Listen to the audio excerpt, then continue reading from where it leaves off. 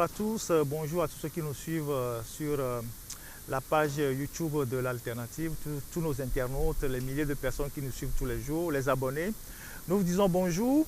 Aujourd'hui, nous vous transportons dans une localité à plus de 160 km de Lomé, au nord-est de Lomé. Nous sommes dans la préfecture de Moyen-Mono et particulièrement dans le canton de Assomé. Et nous sommes dans le village appelé Dagawé. Nous sommes venus ici ce matin ce vendredi du 22 octobre pour mettre les projecteurs sur une école qu'un compatriote essaye avec les peu de moyens qu'il a de créer pour son village, parce qu'en fait ce village d'environ 300 âmes, 300 personnes, n'a pas d'école depuis des années, et lui il a pris la responsabilité sur lui de créer une école, de faire quelque chose pour que les enfants ne puissent pas rester à la maison. Il a fait avec les moyens de bord, et depuis quelque temps l'école est passée sous la tutelle de l'État, mais nous sommes venus pour découvrir ensemble avec vous cette école-là.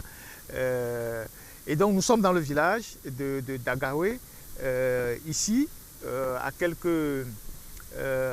15 ou 16 km de Tado, et nous allons découvrir ensemble ce village-là, l'école du village, parler avec les responsables de la fondation qui ont pris l'initiative de créer cette école-là, et puis aller échanger quelques mots avec le président du comité de développement de ce village et puis le chef du village avant de retourner à Lomé. Alors, merci d'être avec nous et suivez-nous ensemble pour la découverte de cette école.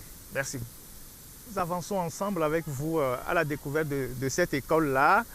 C'est une école improvisée avec des moyens de bord pour pouvoir permettre à tous ces enfants-là de pouvoir avoir accès à l'éducation dans cette localité où il n'y avait pas d'école depuis longtemps. Et donc, vous voyez avec moi la plaque indicatrice de l'école, EPP Moyen-Mono, EPP Dagawé.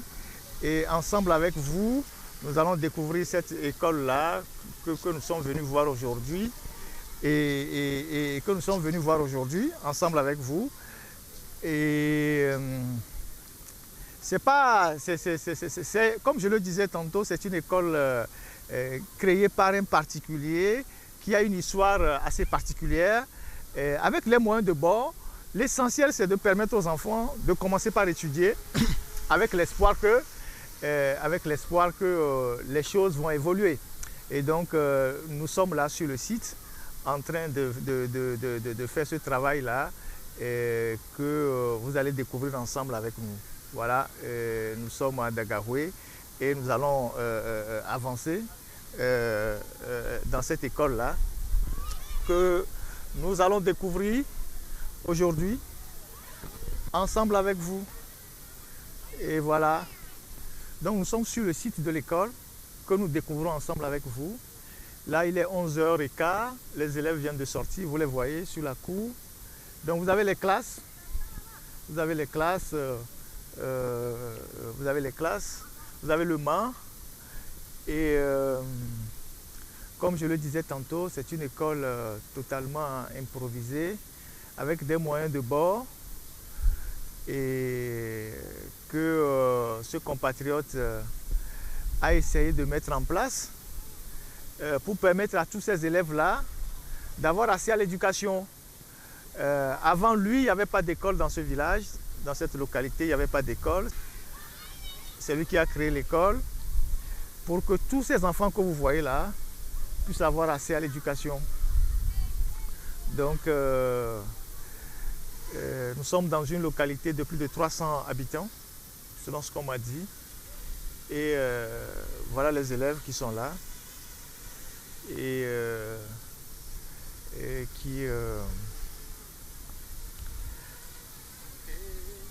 qui sont sous des hangars en paille. Et vous imaginez pendant la saison des pluies, comment ils arrivent à s'en sortir.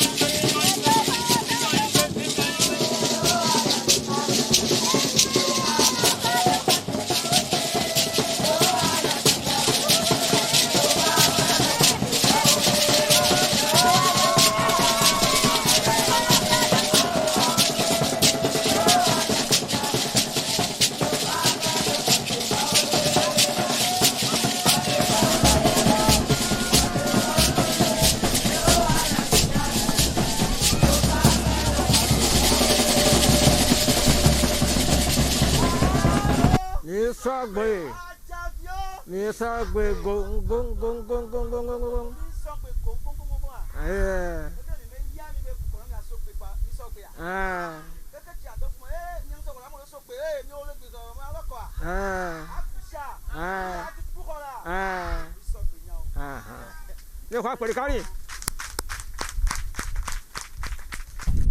chef, mais qui pas non dagan fojukon, il pas dagan fojukon. Et au yanimo megan à l'autobus dagan lavagnon. To kukude de me anoti tenu mi afa shekperi kanu ma ode gbeta.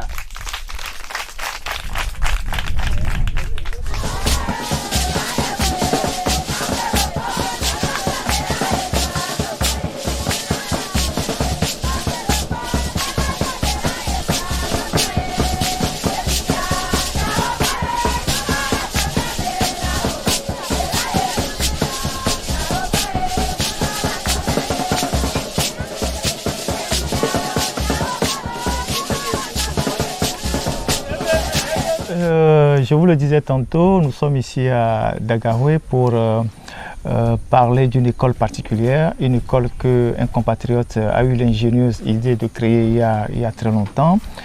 Et vous avez vu l'accueil, l'accueil, nous sommes rentrés dans le village, vous avez vu les danses folkloriques, les élèves qui sont derrière nous, les parents aussi, les responsables du comité de développement qui sont là. Et donc nous sommes avec le président de la fondation Dagan Foundation pour vraiment me retrouver. Nous sommes avec M. Aframbrebo Kogbedi, qui vit aussi à Lomé, mais qui est natif du milieu. C'est lui le président de cette fondation-là. Alors bonjour M. Kogbedi. Bonjour Monsieur Ferdinand. Comment vous allez? Ça va très bien. D'accord. Alors nous sommes chez vous aujourd'hui à Dagahwe pour parler de votre fondation. Oui. Alors c'est quoi la fondation Dagan Foundation? Dagan Foundation est une organisation caritative, si je peux m'exprimer ainsi, qui œuvre dans l'humanitaire. Quand on dit humanitaire, il y a l'éducation, la santé, l'eau, tout, pour que l'être humain soit à l'aise et vivre avec la paix dans le cœur dans son milieu de vie. Ok. Alors, cette fondation est créée depuis quand? Dagan Foundation est mis en place depuis 2006-2007 par là. Okay. Si je le situe à cheval sur ces 2 années, c'est que l'initiateur, qui est Adolphe Dagan, qui est expatrié, a eu l'idée de mettre en place cette fondation. Ça a commencé par une association qu'il avait appelée au départ, ou bien qui a été appelée au départ Association Dagan, ADA. Donc, à partir de là, les réflexions ont continué pour dire il faudrait mieux le hisser à un niveau où les sollicitations peuvent avoir un peu de poids. D'où l'idée de mettre en place la fondation qui est dénommée Dagan Foundation. Alors, Dagan Foundation c'est une initiative d'un compatriote, vous venez de le dire, Adolphe Dagan, qui est aujourd'hui expatrié. Est-ce que vous pouvez nous parler du personnage, qui il est vraiment, quel est son parcours, pourquoi il a créé cette fondation-là? Voilà. Décidément, pour parler du parcours d'Adolphe Dagan, ça peut être un gros livre comme ça. Mais nous allons essayer, c'est ce que j'allais dire, nous allons essayer quand même de sortir l'essentiel. Dagan Adolphe est né dans ce village et il a commencé l'école primaire, comme tout enfant à l'âge d'aller à l'école. L'école se situe à 2,5 km d'ici, à Assomé. Okay. Donc il doit parcourir les 2 km matin, midi, 14h et 17h. Donc au moins 8 km par jour. Donc il le faisait jusqu'en classe de CE2, où il était resté pratiquement avec 2 autres enfants du milieu et il cheminait la route à 3. Mais à un moment donné, les 2 autres ont abandonné. Il était resté seul jusqu'au CPD. Donc après avoir obtenu le CPD, il faudrait aller au collège. Et le collège se situe à Kwekpleme, à 15 km d'ici. Alors, à 18 km d'ici. Okay. Donc, pour ce faire, c'est devenu la croix et la bannière. Il tenait y aller. Or, entre-temps, son papa était décédé et c'est la vieille seule qui s'occupait de son éducation. Et après le CPD, la mère dit qu'elle n'en peut plus. Donc autant laisser. Et il me rappelle avoir pleuré au champ un jour parce qu'il voudrait aller à l'école. La rentrée a déjà commencé. Et c'est une bonne volonté qui a prêté, pas donné, hein, qui a prêté 1200 francs à sa maman pour servir à payer l'écolage. Le reste, on gère. Et c'est par là qu'il a repris. Il a fait la 6e à Peupleme jusqu'en 4e, où un problème de santé l'a emballé.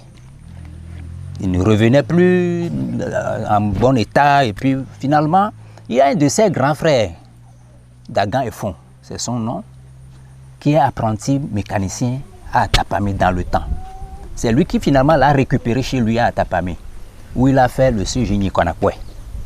Donc du CGI de Peupleme, c'est le CGI Konakwe, où il obtenait son BPC. Après le BPC qu'il aurait obtenu avec une moyenne de 12, pour rentrer au lycée d'Atapamé bien sûr, il va falloir totaliser 40 points avec 4 matières données. Mais quand on a réuni ces 4 matières-là, il se trouve qu'il n'a pas les 40 points.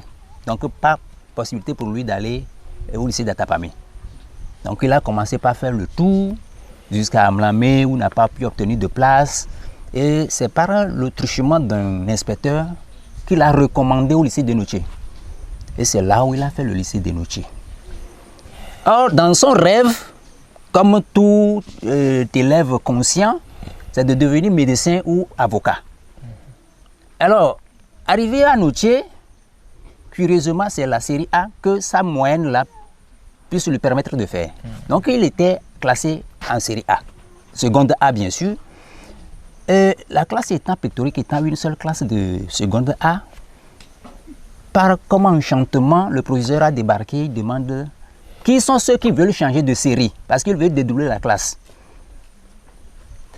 Que les volontaires se lèvent et passent en D avant de voir comment gérer le reste. Et lui dit, mais moi je rêvais être médecin ou avocat et on dit que c'est la série A qui n'est pas en mesure de le faire et on me propose d'aller en D. Très rapidement, il a ramassé ses affaires. Il est parti en D. Et il a commencé là-bas. Et malheureusement, c'était la période où le Togo a connu que presque tout le monde sait, la grève générale illimitée, qui vient déposer son panier. Alors, presque tous nous sommes revenus au village, on se fréquentait, on allait au champ, on faisait tout. Et puis, l'idée est venue à tout un chacun d'aller de l'autre côté des frontières. Et c'est là où nous sommes allés. Si je dis nous, curieusement, en ce moment, on a commencé par cheminer ensemble. On était à Plaoué, 93-94, au Bénin. Donc, quand on était au Bénin, on a passé l'année scolaire là. Donc, il a eu la chance de monter en première. Comme la tempête s'est apaisée un peu, donc on est tous revenus. Vous avez replié. On a replié et il se retrouve encore à Atapamé. L'IATA qu'il avait rejeté, l'a finalement reçu. Donc, il est resté au l'IATA jusqu'en terminale, où il n'a pas pu obtenir le bac en 96. Donc, il retourne encore à Noché, donc au lycée de Noché, où il obtient son bac en 1997. Et arrivé à l'université, comme son rêve est de faire la médecine ou bien le droit, donc finalement, il a opté pour le droit, où il s'est inscrit plutôt à la FDD, faculté de droit. Là, il a passé la première année avec brio. C'est la seconde année qui a commencé par être caïn et finalement, il a raccroché et il a commencé par enseigner dans une école privée. Donc, c'est dans ce parcours-là qu'il commence par tenter sa chance à l'autorivisa. Et Dieu merci, il l'a obtenu en 2001. Curieusement, quand la réponse positive était venue, c'est tombé dans une autre boîte. Bon, c'est pratiquement fini. Et il se disait que même l'année qui a suivi, il a rejoué encore. Et c'est par après que le document lui est arrivé, avec des retards qu'il a gérés avec vraiment l'aide de Dieu. Parce qu'il tombe quelquefois sur des gens auxquels il ne s'attendait pas qu'il l'aide à franchir la difficulté. Ce qui a fait qu'en 2004, il se retrouve aux États-Unis. Mais je me rappelle, entre-temps, en 2003, en ce moment, je travaille déjà. j'étais à Palimé chez un de nos grands frères aussi, M. Théodore Dagan. Lui me remettait un paquet d'adresses pour la recherche de travail. Donc j'ai tenu le paquet là. Quand il était arrivé à Lomé, je lui ai remis. Et il m'a dit qu'il ne met pas en doute sa foi. Oh, ça veut dire quoi, tu ne mets pas en doute ta foi? Donc il a joué le Visa, il est rassuré qu'il va être sélectionné. Donc ce qu'il avait joué depuis 2001 là, c'est finalement en 2003 que ça a commencé par sortir. Je dis, ah, Dieu merci. Et par après, en cette année même, aussi 2003, on a organisé un concours de recrutement général où il a été reçu comme enseignant au collège. J'ai retrouvé la presse le jour-là et quand on s'est rencontrés, j'ai dit, mon frère, bon, tu es admis pour être enseignant. Il dit oui, comme son dossier de l'autorisé en cours, que lui ne met pas en doute sa foi. C'est la deuxième fois qu'il m'a prononcé cette phrase. Donc, il ne répond pas à cette réussite d'être enseignant. Et il est parti finalement. Et voilà, en quelque sorte, son parcours scolaire jusqu'à l'université et là où il se retrouve aux États-Unis. Alors, on voit bien dans votre récit que Oui. c'est un parcours jonché d'embûches, Absolument. de difficultés, Oui. d'obstacles. Oui. Mais le personnage est resté avec sa foi, comme vous le dites, Oui. mais déterminé aussi. Oui. Et il a fini par y arriver. Oui. Alors, on voit toutes les difficultés qu'il a traversées Oui. au niveau scolaire. Oui. Et comment est-ce qu'il quittait ce village pour aller à Assomé, à Oui. 2 km Oui. pendant des années. Mhm. Et donc, c'est tout ça, après, quand il est parti du Togo, qui a suscité en lui la volonté de doter son village d'une école. Voilà, merci beaucoup pour la question. Et comme tu le dis, le personnage est quelqu'un, je peux dire, sociable, aimable et compatissante. Cette idée de cette école est venue en 2007. Il était déjà parti. Il était déjà parti, il est parti en 2004. Oui. Donc 3 ans après, l'idée de mettre en place l'école est venue. Il n'y en avait pas avant. Il n'en avait pas avant du tout. Donc quand je lui ai posé la question, il me dit que la difficulté que lui avait traversée. Et notez bien, pendant les périodes de, ça va venir bientôt, novembre, décembre, janvier, février là, si tu n'es pas garçon avec couille en bas, tu ne peux pas traverser la route là. Le soleil, tu n'en peux plus. Donc, pour éviter, ou bien pour permettre aux enfants de ne plus subir ce calvaire là, que lui a vécu. Que lui a vécu, donc il a décidé de mettre en place l'école. Et ça a commencé en 2007 avec une seule classe qui cumule un seul bâtiment, je veux dire. Bâtiment, c'est ça qu'on appelle. Bon, c'est des paillotes. Des paillotes. Voilà, c'est des paillotes. On a vu on a commencé avec une paillote. Vous avez vu les images, c'est des paillotes pour l'instant, Voilà. mais c'est une initiative d'un citoyen, Voilà. d'un natif du milieu, avec les moyens de bord, qui a décidé de doter son village de cette école-là. Voilà. Donc, il a commencé avec les moyens qu'il avait. Voilà. Donc, il y a les paillotes. Jusqu'à ce jour, c'est toujours les paillotes. C'était une seule paillote qui a commencé en 2007, qui cumule 2 classes, CP1, CP2. Voilà. Bon, avec un effectif, vous voyez le village. Bon, quand même, l'enseignant qui a été recruté tenait. Et c'est lui qui payait l'enseignant, de sa propre poche. Donc, ils ont évolué de 2007 jusqu'en 2010, où ceux qui allaient à Assomé revenaient rejoindre le groupe. Et il y a des enfants d'un village à côté, c'est à 1 km d'ici, Tchoukoué. Eux aussi, ils ont rejoint le groupe et ça a commencé par grandir. Déjà en 2010, l'école a atteint le niveau de CM2 où ils ont passé le CPD pour la première fois. 2010. Et en cette année, curieusement, le centre s'est Assomé. Donc, à la sortie des résultats, il se trouve que les 7 premiers du centre d'Assomé sont venus de Daganhoué. Donc, ce qui veut dire de cette école. De cette école. Que nous voyons là. Voilà. Les 7 premiers sont de cette école. Et au niveau préfectoral, on n'en parle plus. Donc, ça fait que progressivement, les autorités ont trouvé éducatif, bien sûr, ont trouvé nécessaire de quand même récupérer l'école. Ce qui fut fait. Et en 2010. Et ils ont affecté un directeur. Donc l'État, après cette expérience de 3 ans et ce résultat assez impressionnant au CPD en 2010. Ce résultat a eu des échos et l'État a jugé nécessaire de récupérer l'école. Exactement. En affectant un directeur. Bon, un enseignant, donc un directeur. Et c'est lui seul qui est salarié, si je peux m'exprimer ainsi. Jusqu'à ce jour. Jusqu'à ce jour. Les autres sont des volontaires, comme on les appelle, les EV dans le temps, qui sont payés par Dagan Foundation. Par la fondation. Voilà. Donc c'est comme ça que ça a évolué jusqu'à aujourd'hui. Donc disons que de 2010 à 2021 aujourd'hui, ils ont passé au moins, si je ne me trompe, au moins une dizaine de CPD avec des résultats épatants. Ok. Alors à ce jour, il y a combien d'enseignants dans l'école? À ce jour, je pense qu'il y a 3 enseignants, 4. Le directeur plus 2 volontaires. Bon, si j'ose dire volontaire, que cela ne frustre pas les autorités, bon, c'est ça la réalité. Donc c'est comme ça. Donc il y a le directeur et 2 volontaires qui enseignent dans les 6 classes. Dans les 6 classes. Ok, d'accord. Alors, on est venu, on a vu l'école qui est dans une situation préoccupante. Les classes sont des paillotes. C'est vrai qu'il y a des bancs sous les paillotes. Alors, depuis 2007 jusqu'à ce jour, je suppose que Dagan Foundation continue de mettre de l'argent dans cette école-là, notamment en payant les enseignants volontaires, mais peut-être aussi en faisant les bancs. Oui, les bancs, pourquoi pas, puisque tout se repose sur son épaule. Sur son épaule. Alors, la situation préoccupante aujourd'hui, c'est les salles de classe qui sont en paillotte. Alors, comment vous vivez ça, comment vous gérez ça? Quand il pleut, la direction, les documents, comment vous gérez ça? Non, sincèrement, comment dirais-je, c'est un drame.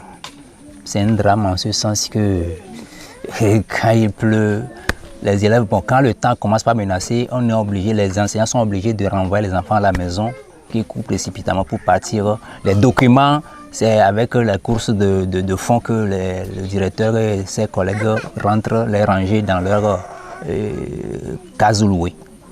Sinon, il n'y a pas de bâtiment scolaire pour parler de direction. Donc, c'est lui qui a loué, c'est le directeur qui a loué sa chambre, donc ça lui sert de direction à la fois, de cuisine. Dans le village? Dans le village. Ok.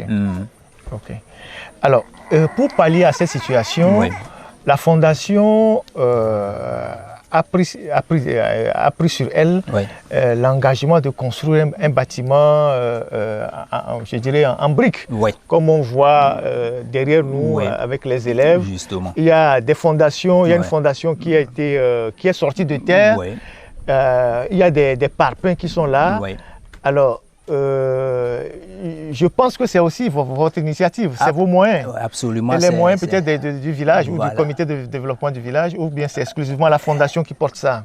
J'ose le dire, c'est exclusivement les moyens de la fondation. C'est exclusivement les moyens de la fondation. Cette initiative a commencé. Ce bâtiment, c'est combien de classes que vous êtes en train de prévoir? 3 classes, une direction et un magasin. 3 classes, une direction et un magasin. Alors la difficulté aujourd'hui, c'est quoi? C'est les moyens pour relever le bâtiment? Absolument. Puisque je vais raconter un peu l'histoire de ce bâtiment. Ça a commencé en juillet 2018. Les processus ont évolué jusqu'en mi-juillet, si je ne me trompe, 22-23 juillet, si j'ai encore la date en mémoire. On est venu mettre en terre la première pierre. Et c'est en cette année qu'on a évolué jusqu'au niveau de la fondation est complètement terminée par les propres fonds, les moyens personnels de la fondation, les fonds propres de la fondation. Donc, nous sommes restés au niveau fondation jusque-là. 3 classes, une direction et un magasin. Donc, c'est là où nous sommes bloqués. C'est difficilement que cette année, nous avons pu mobiliser encore un peu de fonds pour faire des briques d'élévation que vous aurez pu voir à côté. Et on va commencer, ne serait-ce que faire 2 couches ou 3 couches, et on attend. Donc, ce qui veut dire que ce bâtiment scolaire, en bonne et due forme que nous voulons avoir, se construit comme une guêpière. La guêpe, quand il va chercher un peu de boue, il met, il repart. Voilà, il remet. Donc, c'est une guêpière que nous sommes en train de construire. Pas des guêpes pour piquer les gens après. Donc, sincèrement, on évolue de cette manière-là. Et c'est l'occasion pour moi, si vous me le permettez, Non, vous le permettez de lancer un appel aux parents d'élèves, aux bonnes volontés, notamment à ceux qui verront ces documents, de voir s'ils peuvent vraiment faire quelque chose. Pas pour vous, pas pour mais nous, pour pas tous ces pour, élèves voilà, qui sont derrière, pour tous et qui ces sont là, enfants qui sont derrière, qui ont besoin d'avoir un bâtiment. Et qui n'ont pas de classe, voilà. Qui n'ont pas de classe proprement dite, hein, et qui étudient dans des conditions assez difficiles, Voilà. qui ont besoin vraiment des classes pour étudier. Vous les voyez, ils sont très enthousiastes. On est arrivé ici, ils ont accueilli avec les cris de joie, ils ont dansé, ils sont disciplinés. Et ces enfants que vous voyez là, c'est l'avenir du pays, c'est la relève du pays. Ouais. Et ces enfants ont besoin d'étudier dans de bonnes conditions. Et comme on le dit, créer une école, c'est faire reculer l'ignorance. Voilà. Et donc c'est important aujourd'hui que ce village-là soit doté vraiment d'infrastructures scolaires adéquates. C'est vrai que depuis des années, un fils du milieu a pris sur lui la responsabilité de porter toute cette charge jusqu'à ce jour. L'État est venu en secours en envoyant un directeur, c'est déjà appréciable, mais aujourd'hui, la nécessité dans ce village, c'est d'avoir des bâtiments scolaires avec des toits, des charpentes, des salles de classe pour que les élèves puissent étudier dans de bonnes conditions. Vous les voyez, ils sont là. Et tous ces enfants ont vraiment besoin d'étudier dans de très bonnes classes. Et donc voilà, je relève votre appel comme ça. Merci beaucoup. Si vous avez d'autres personnes à interpeller, c'est vrai, il y a les bonnes volontés. Les parents, on estime qu'ils sont déjà en difficulté parce qu'il n'y a pas assez de moyens. Les autorités, les ONG, d'autres personnes, vous pouvez leur passer un message. C'est un appel sincère, comment le dire, en sorte une supplication à toute bonne volonté, aux autorités. Si je dis autorité, j'interpelle tout le monde pour qu'on puisse quand même achever ce bâtiment. Commencez par construire un bâtiment scolaire, 3 classes, une direction et un magasin depuis 2018 et jusqu'aujourd'hui, c'est au niveau fondation. Cela signifie que les moyens manquent à la fondation. Et d'aucuns vous diraient qu'un bâtiment scolaire ne peut pas être conçu par une personne, que c'est l'État qui le fait. Comme quoi, c'est l'État qui construit la route. Donc, ça, c'est clair. Nous savons que c'est l'État qui fait tout. Mais il y a dans nos tests associatifs ou les ONG, on écrit souvent, comme l'État ne peut pas répondre à toutes choses, c'est pourquoi nous mettrons en place cette association pour accompagner l'État. Donc, Dagan Foundation est là pour accompagner l'État, mais pas pour remplacer l'État. Sincèrement, s'ils peuvent nous écouter, qu'ils nous aident à finir ou bien à finaliser ce bâtiment. Mais on le dit généralement aussi, quand ton rival est plus beau que toi, il faut l'apprécier. Je dis ceci en disant que actuellement, il y a un second bâtiment qui est donné à l'établissement par le biais d'un neveu de Dagan. Ok. Si bien que ça aussi c'est en cours. D'accord. Donc comme nous sommes des rivaux, il ne peut pas continuer ceci. À chacun n'a qu'à montrer à la belle-fille ce qu'il est capable de faire pour la mériter. Donc nous y sommes et on y arrivera. D'accord. Merci beaucoup. Alors, nous écouterons tout à l'heure monsieur le directeur qui nous parlera un peu de l'établissement, de l'effectif qu'il a, comment il arrive à gérer tous ces enfants-là et quels sont les résultats qu'il a depuis qu'il est là. Et est-ce que vous, en tant que président de la fondation Dagan Foundation, vous avez, en dehors de tout ce qu'on vient de dire, vous avez un message particulier à adresser à des personnes particulières?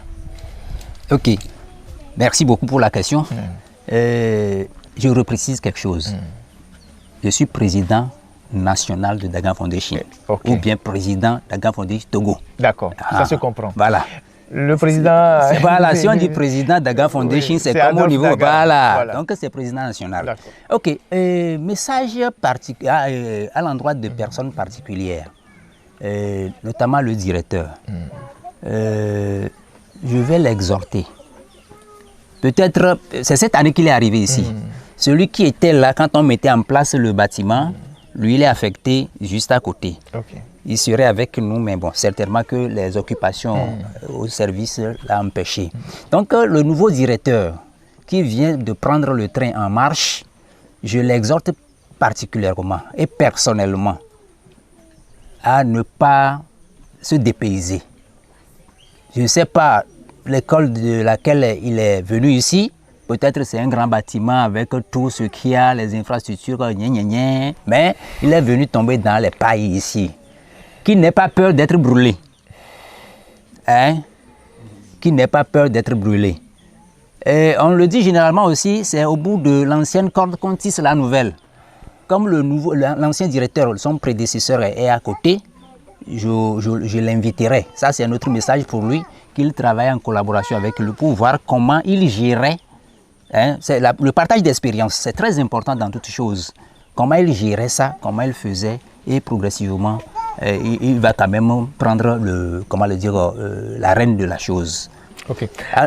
Oui, en dehors du directeur d'école, les enseignants, ses collaborateurs, ils sont que deux. Ils sont que deux. Je vais les prier aussi de ne pas baisser les bras, de ne pas se décourager. Généralement, nous le disons que tout ce que Dieu fait est bon.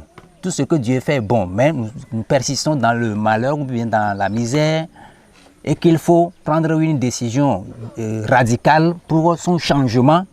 Mais ces deux enseignants, moi, je vais les prier de continuer pas à dire que tout ce que Dieu fait est bon. Parce que nul ne sait. Si Adolphe se retrouve aux États-Unis aujourd'hui, qui aurait pensé un gamin qui trimballait sur la route ici? Mais nul ne sait. Donc, je vais les prier de ne pas se décourager. Je ne promets pas quelque chose, mais seul Dieu est grand. Alors, merci monsieur Afandrebo Kwagbedi. Alors, dites-moi une toute dernière question. Oui. Les enfants qui ont réussi ici au CPD avec brio, Oui. Vous les suivez? Ils sont devenus quoi? Ils sont dans quel établissement? Ils sont où? Ils sont des enfants du milieu? Ils sont où? Est-ce que vous suivez leur scolarité? Voilà. Que deviennent-ils? Voilà. Merci pour la question. L'école primaire publique de Daganhoué, qui a commencé en 2007 jusqu'à aujourd'hui, nous passons déjà à combien d'années? En 2017, ça fait 10 ans. Ouais. Donc, disons 14 ans. 14 bonnes années. Tous ceux qui sont sortis de cette école pour continuer soit au collège ou au lycée, donc la plupart aujourd'hui, il y a certains qui ont déjà leur bac. Okay. D'autres qui ont abandonné un coup, comme ça arrive généralement. Donc, pour le moment, ils évoluent quand même. Nous les suivons. Nous les suivons. D'accord. Ouais. Alors, merci à vous pour cet entretien. Nous allons parler avec le directeur pour avoir une idée, une idée sur la pédagogie, comment les choses se passent ici. Il pourra nous apporter les éléments que vous ne pouvez pas nous apporter parce que vous êtes juste le président Togo de la fondation. C'est lui qui gère les élèves, c'est lui qui est confronté aux difficultés de tous les jours. Il pourra nous expliquer comment les choses fonctionnent ici. Absolument. Merci monsieur Afandrebo. Après le président Togo de la Dagan Foundation, nous poursuivons nos entretiens ici à Daganhoué avec le directeur de cette école-là, monsieur Maoussi Komi. Bonjour monsieur. Bonjour. Comment vous allez? Ça va bien. Alors, vous êtes le directeur de cette école depuis je pense depuis bientôt 1 an. Je viens d'arriver. Vous venez d'arriver? C'est la rentrée là. Ah, vous venez de commencer la rentrée? Le 20 septembre que je viens d'arriver. Alors, vous venez de quelle école? Je viens de l'école EPP Clicomé, dans le canton de Tado. Ok. Alors, vous avez été envoyé ici par l'État? Bien sûr. D'accord. Alors, ça fait quoi pour vous de débarquer dans ce village et de prendre la direction d'une école qui est dans ces situations? Dans ce contexte-là, on a l'habitude de dire que tout enseignant, quand le besoin sentira quelque part, donc tu peux aller facilement. Donc partout où nous passons, nous avons traversé ces problèmes-là, mais pourtant on y reste. C'est la vocation? Oui, c'est la vocation. Ok. Alors, lorsque vous êtes arrivé ici, depuis la rentrée, est-ce que vous pouvez nous dire combien d'élèves il y a ici, filles comme garçons? Vous avez 6 classes évidemment, vous êtes 3 enseignants, vous en êtes le directeur, vous avez 2 collaborateurs. Vous avez combien d'élèves ici? On était actuellement 127 élèves au total, dont 76 garçons et 51 filles. Donc que je gère actuellement. 127 élèves dans cet établissement. Dans cet établissement. Mais pourtant, j'ai demandé pourquoi. Bon, quand j'étais arrivé, j'ai vu mon prédécesseur, il m'a dit que bon, l'effectif était plus que ça, mais il restait à savoir que, me fait savoir que bon nombre sont partis. Bon, effectivement, quand je vois dans le village, il n'y a plus assez de gens comme ça. Mais 127 élèves déjà dans ce village, c'est assez. Oui, c'est grand. Beaucoup. Oui, c'est grand. C'est très grand. Oui. Alors, ils sont combien par classe? Les classes sont individuelles ou bien vous les avez doublées? On les a jumelées. Ok, ce sont des classes jumelées. CP1, CP2 jumelées, CE1, CE2 jumelés, CM1, CM2 jumelés. Ok. Ok. Et vous vous retrouvez avec combien d'élèves par classe, même si c'est jumelé? Même si c'est jumelé, je dirais que au CP, bon, on a pratiquement 52 élèves. Donc, comme c'est une classe jumelée, on a 52 élèves. Au CP, au CE, 51 élèves. Et les grands du CIEM, là, on a pratiquement 32 élèves. Okay. Alors, quelles sont les difficultés? On a vu l'état des bâtiments, mais en dehors des bâtiments, quelles sont les difficultés auxquelles vous êtes confrontés? Les difficultés de tous les jours?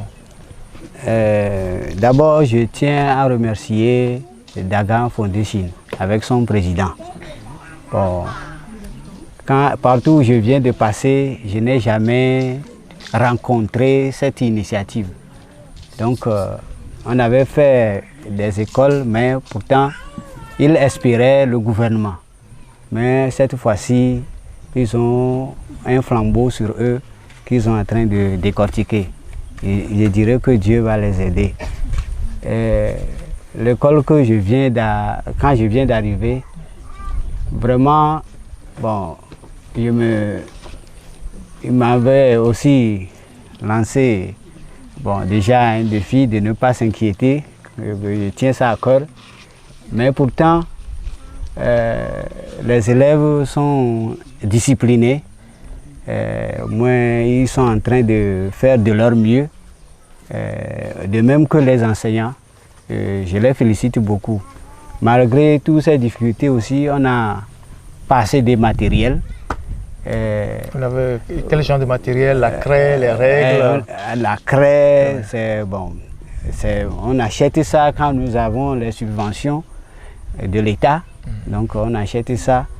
Bon, et les documents dans lesquels les enseignants peuvent s'en servir pour pouvoir être outillés.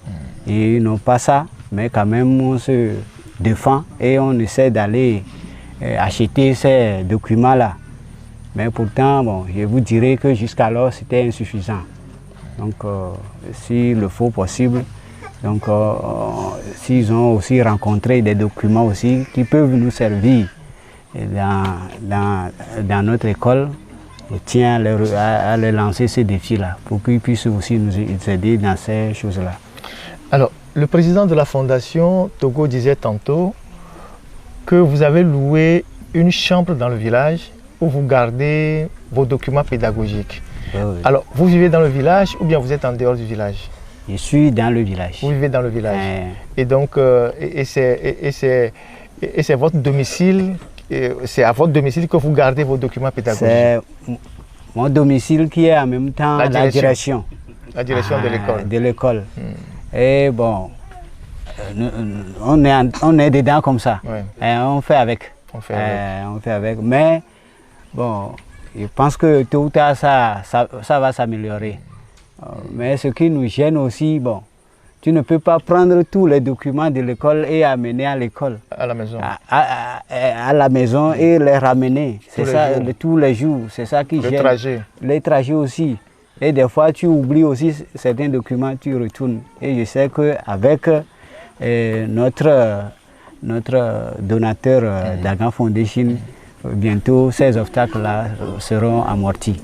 Alors, quand il pleut, avec toutes ces paillotes-là, comment vous faites? Si la pluie vous surprend, comment vous faites?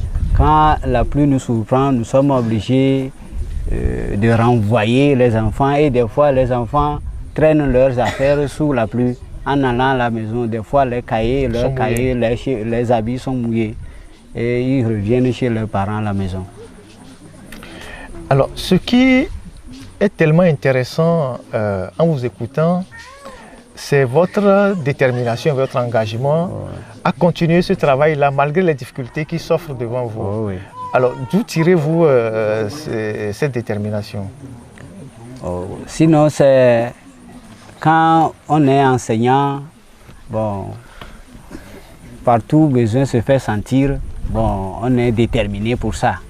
Donc, si je dirais que pour bien enseigner dans un milieu, après l'étude du milieu, il faut vivre comme le milieu. Il faut s'adapter au milieu. Donc c'est pour ça que je me suis adapté au milieu. Et tout ce qu'il faut, bon, on le fait comme ça dans le milieu. Alors,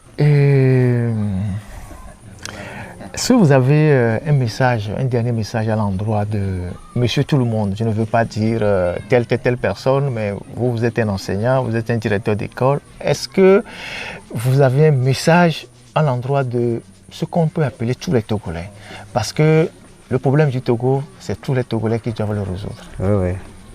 Je vous remercie sincèrement que vraiment on sait que le problème que nous vivons, ce n'est pas pour une seule personne, c'est pour nous tous. Mais quand même, on arrivera à faire ce que nous-mêmes nous voulons pour aussi aider l'autorité. Nous n'allons pas rester ici les bras croisés et nous allons attendre quelqu'un pour dire que c'est lui qui fera ça à notre place. Donc nous aussi, nous allons faire de notre mieux. Et pour dire qu'on est autorité, c'est de commencer par soi-même. Et d'abord, nous allons voir que nos autorités aussi, eux aussi, sont en train de se débattre. Par exemple, notre gouvernement, il ne cesse pas de mettre le paquet.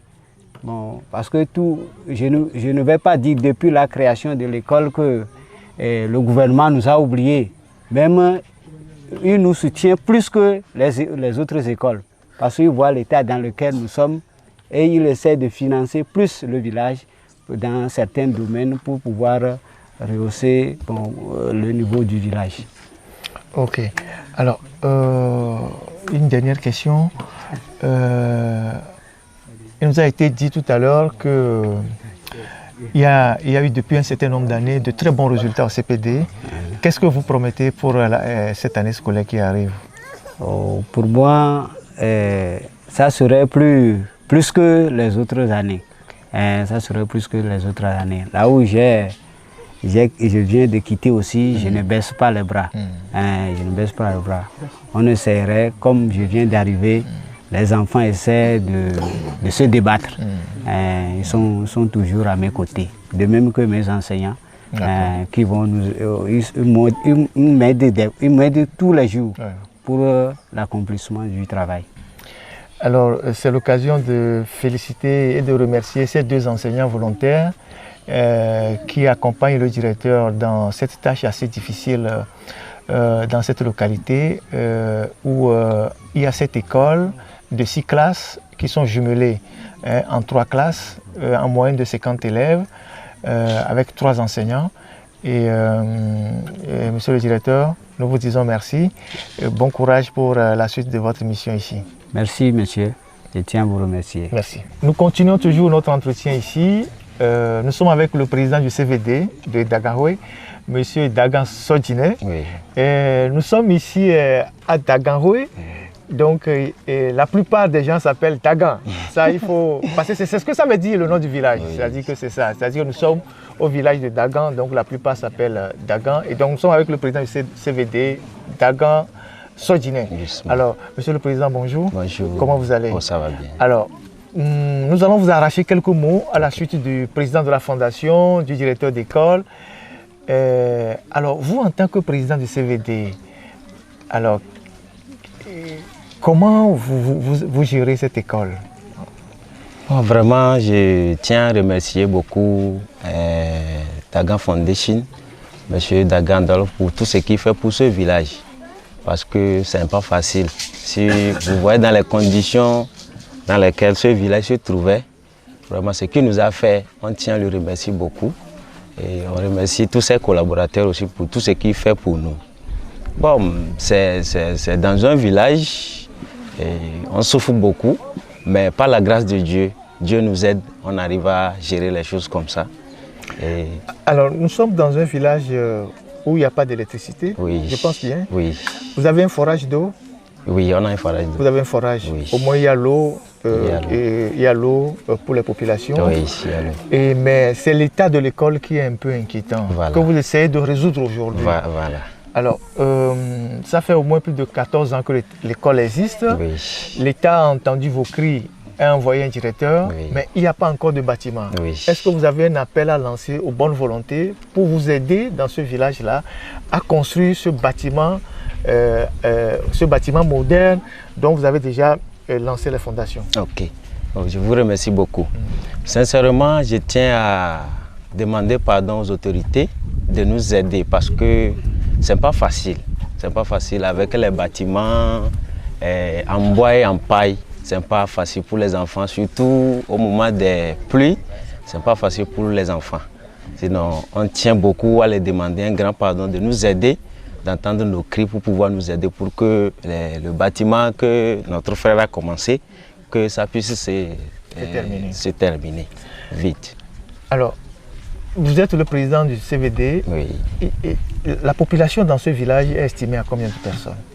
Une idée, même si elle n'est pas précise. Oui, bon, la population, bon, on est un peu beaucoup quand même, ouais. Mais comme les élèves continuent par évoluer, ouais. Les gens sortent dedans, il y a d'autres aussi qui voyagent, ouais.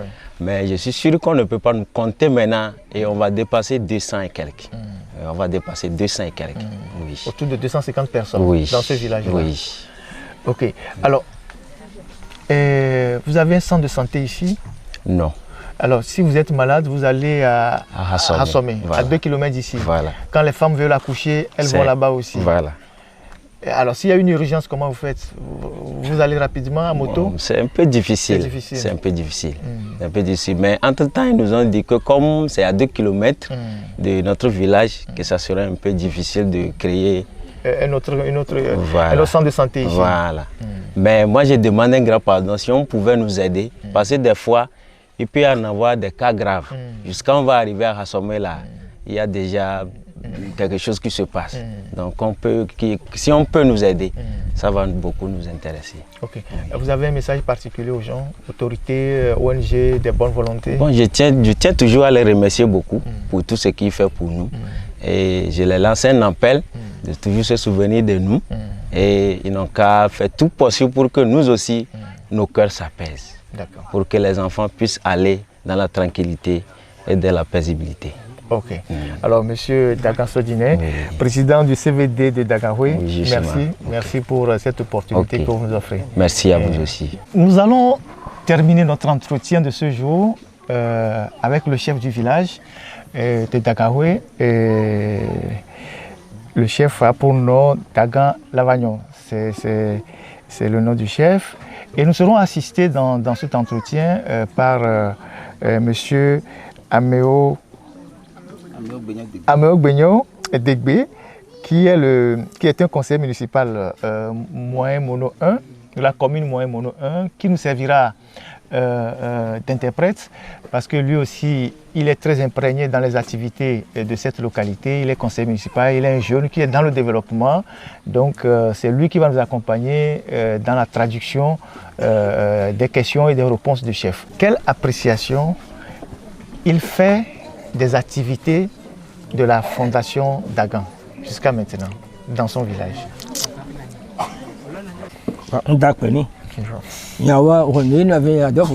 Et il est très content de l'initiative de Dagan Foundation. Effectivement, la peau de première pierre de cette construction du bâtiment d'école, ça a dépassé déjà 2 ans.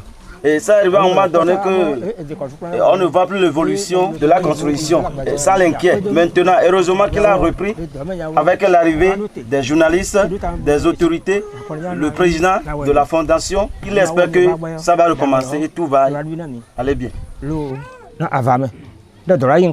En tant que chef de ce village, est-ce qu'il peut nous énumérer les besoins, les difficultés dont le village fait face depuis des années, de tous ordres? Dans ce village, nous avons besoin de bâtiments scolaires, ce qui est nécessaire pour les élèves. De plus, nous avons besoin d'eau potable. Il faudrait qu'on procède à la perforation des forages dans l'enceinte de l'école. Et nous avons besoin aussi de la lumière, ce qui peut permettre aux élèves de bien étudier. Les autorités viennent d'envoyer cette année un directeur officiel pour l'école. Est-ce qu'il a un message particulier aux autorités? Parce qu'ici, à Dagahwe, avec 127 élèves, on n'a que 3 enseignants. Est-ce qu'il a une demande particulière envers les autorités pour qu'on puisse vraiment doter l'école d'enseignants de moyens adéquats?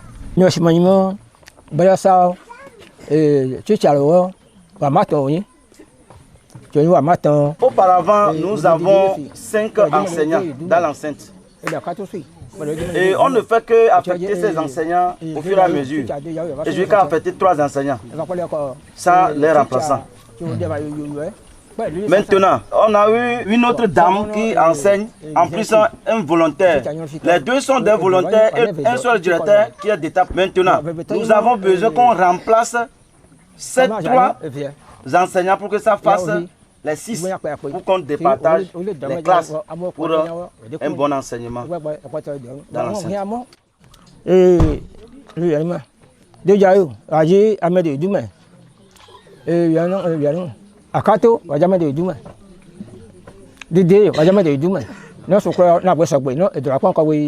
C'est grâce à un fils du village qui est un frère du chef qu'il y a eu cette école-là.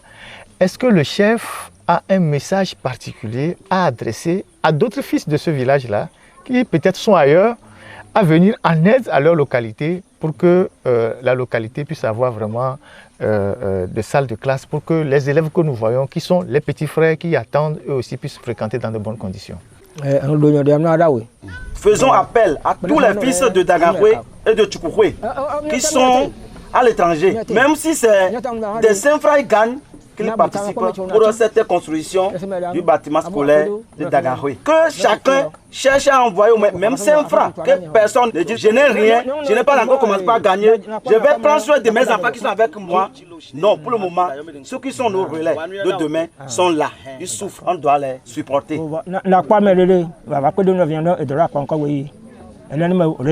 Nous remercions le chef pour sa disponibilité, son message est passé.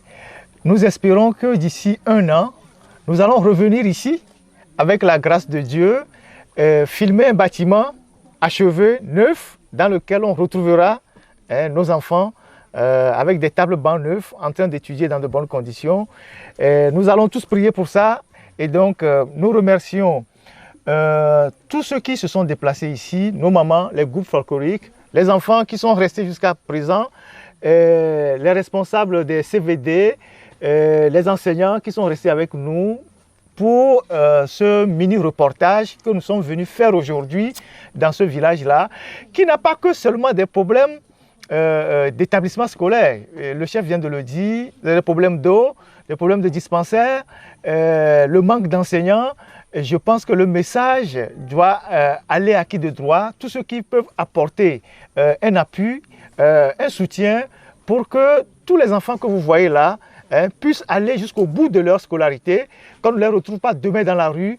Tous ces gens-là, toutes ces bonnes volontés sont les bienvenus dans ce village-ci, à Dagahwe. Nous sommes à plus de 150 km de Lomé. On vient par ici à travers Tado. en allant vers Assomé. Et donc, vous trouvez le village d'Agahoué et vous trouvez cette école qui est totalement délabrée, qui est là, mais qui, par contre, produit de bons élèves, des gens qui réussissent brillamment au CPD depuis une dizaine d'années. Et je pense que tous ceux qui sont ici méritent d'être soutenus. Et donc, nous remercions les autorités traditionnelles, le chef qui nous a accueillis ici, les femmes qui ont joué, dansé, les enfants qui étaient très enthousiastes. Applaudissez pour le chef, les enfants. Voilà. Et donc, les enfants qui sont là, qui applaudissent le chef. Et nous remercions notre chauffeur, le président de la fondation Daga Foundation qui nous a conduits ici. Et nous espérons, comme je venais de le dire, que dans 3, 4, 5 mois, en revenant ici, nous viendrons trouver un bâtiment très neuf, un bâtiment dans lequel les élèves vont étudier à l'abri des intempéries. Alors merci à vous, merci à tous et à la prochaine.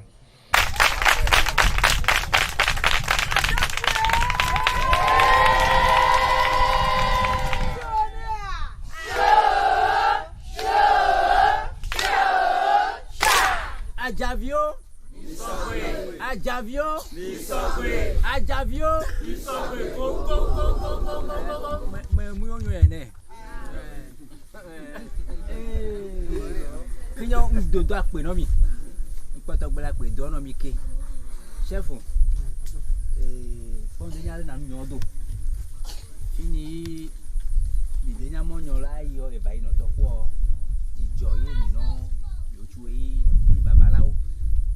so àpè sọ dodo ọ̀nà dùkọ̀ lọ ètí ẹ̀ ọ́ fi mi jẹ́ nǹkan ẹ̀ ọ́ dẹ̀ndẹ̀ tọ́ bọ́ bọ́lẹ̀ mẹ́ tí ẹ̀ lẹ́ hàn kí wọ́n ẹ̀ dónú ẹ̀ hàn náà àfọ̀dé sọ̀nà mẹ́ lòó yẹ ẹ̀zàn àdódò bọ̀ kọ́ àdàkọ̀ mẹ́ donc mi àbíọ́ mọ́ ẹ̀ mọ́ ti mi àbíọ́ mi àkọ́lẹ̀ mi káfìlà mọ́ kpọ́ dẹ́yìn kéké búrẹ́ yọ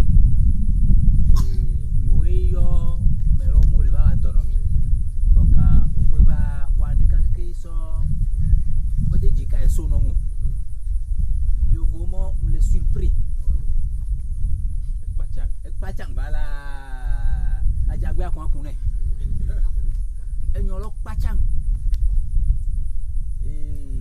dɔwatɔlɔwo mega mɛ yi le egbebiɔ kɔmise emɔ yi va kpɔ ɖeviwo nizɔmɔlɔ so toŋu keke va kɔ ɖo lɛ ɔ nunyafia yi kɔnɔ dzini ɖa emɔa kpɔ ŋdede le esi o Daga Foundation le blado kɔnɛ eye ɔ kàkín tí yé hàn ya mọ́ ya sọ yàn fùdó nù ọmọ yàn èyí tá lọ lóyún dí ọ lèvi lè ṣàlè kọ̀kọ́ pọ́n ní tó egó mẹ́tò yìí kọ́ mẹ́kì ńlá kan pé mọ́lúdù lè sùkúrù.